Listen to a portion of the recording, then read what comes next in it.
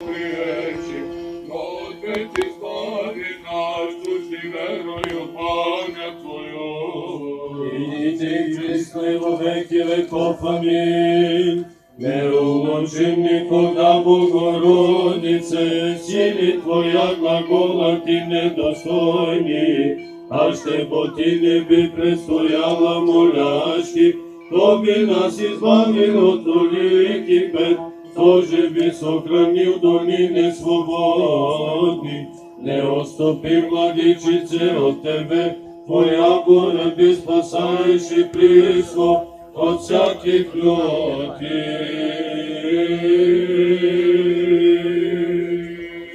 Господу помолимся. Господи помилуй.